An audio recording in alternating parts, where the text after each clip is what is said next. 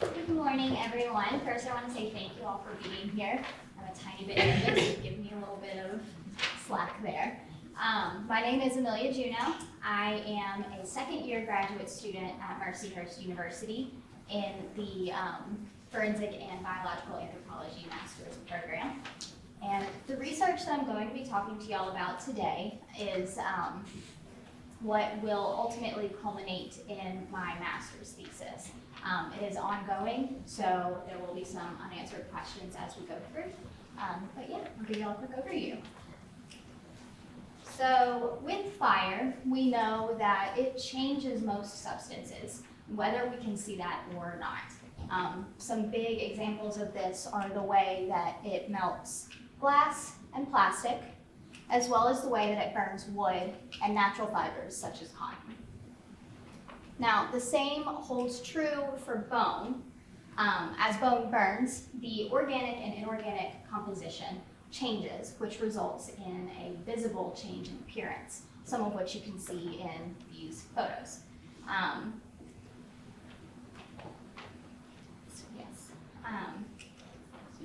And in the field of forensic anthropology, as has been discussed in both presentations before, we use the size and shape of bones to estimate age, sex, ancestry, and stature, what is known as the biological profile.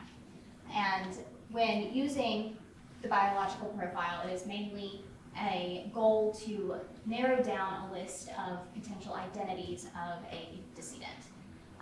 And all of our current methods for,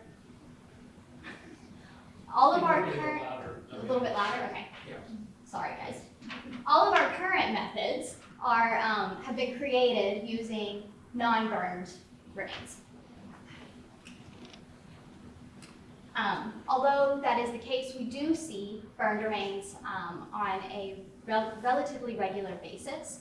And when we do see this, we have to keep in mind that fire does change those remains and that the current methods that we have really aren't applicable here. They're not appropriate. So my goals are to pinpoint what is really going on with these changes, how they are occurring, and how they may be affecting that biological profile. So, if all goes as planned, my research will have two phases. And the first phase of this will include the use of metacarpals and proximal phalanges from the hands, shown in red, as well as metatarsals and proximal phalanges from the feet, shown in green. I have chosen, these seem a little weird. I've chosen these because they are small and abundant within the human body. Their shape is similar to that of other long bones, which we do use for biological profile, and the variation in size and shape amongst these really accounts for the human variation when we get to the statistical analyses. So, before I do absolutely anything with these, I am going to take pictures and measure each element so that I have a good idea of the size and shape that they were prior to burning. Then, I am going to burn them in a muffler oven, which is like a tiny oven. And we have a few of those at Mercyhurst, so I'm planning to make use of those. And the elements will be burned at 500 degrees centigrade for 1 hour. And these parameters were chosen just because they've been used in prior research. So my goal with this, with using those parameters, is to induce change, if there is to be any, without destroying completely the bone. So I'm going to do that, and then after burning, I will photograph and measure the remains again to get an idea of the size and shape after burning. Once I do that, I'm going to use an open source image processing program called ImageJ to analyze these photos quantitatively. And that sounds really weird, but the way that this program works is you take a picture and you can put points on it, and it will measure lengths and arcs and all of those things that are hard to do just by hand. And once I've done that, I'm going to put all this information into some statistical analysis, which have yet to be determined, and that's just because I don't know what my data looks like yet. But I will use that to see if there are any changes and if they are significant. So in this phase, I do expect to see changes in what we call shrinking and warping, which are some of those changes that occur as things burn. And yeah, the problem is I really don't know what to expect, and I'm not going to make assumptions about it at this time. So for phase 2,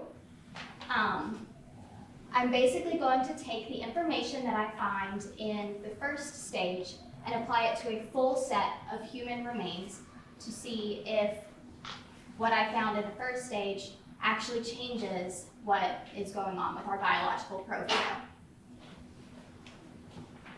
In order to do this, I'm going to take a full set of human remains from the skeletal donated collection at Mercyhurst University. And I will have an outside party conduct all of our biological profile analyses, to come up with that estimation of age, sex, ancestry, and stature.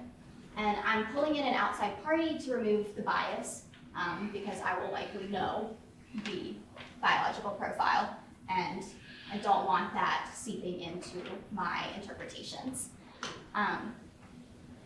And I will ask the individual performing the analyses to use all methods that we would use in our forensic casework so that it is keeping on track with what we actually do in a forensic case. Once that first analysis has been done, I plan to work with a crematorium in the area and burn those remains as well. I am using a crematorium because a femur is a big bone and it's not going to fit in a tiny muffler oven. So once that has happened, I'm going to ask the same outside party to again evaluate the biological profile of the remains post-burning. And once that's done, we will again run statistical analyses and look at what differences there are between the pre and the post-burning measurements, visual analyses, everything. My expectations with this second phase of research is that there will be definite changes in the outcome of our biological profile analyses, especially in terms of metrics, things like that. However, I, again, don't know what those changes will be, and I don't know if those changes will be enough to drastically shift what our biological profile says. We'll be interested to see. But that's a basic premise. I am aiming to complete this research by the summer of 2020, and whatever the result, I hope that it will cause a paradigm shift in burn bone research. Stole this term. I hope it will cause a shift in research so that we are better prepared to assess the biological profile of unidentified burned remains and hopefully gain an identity, be able to actually help return those people. So yeah, thanks.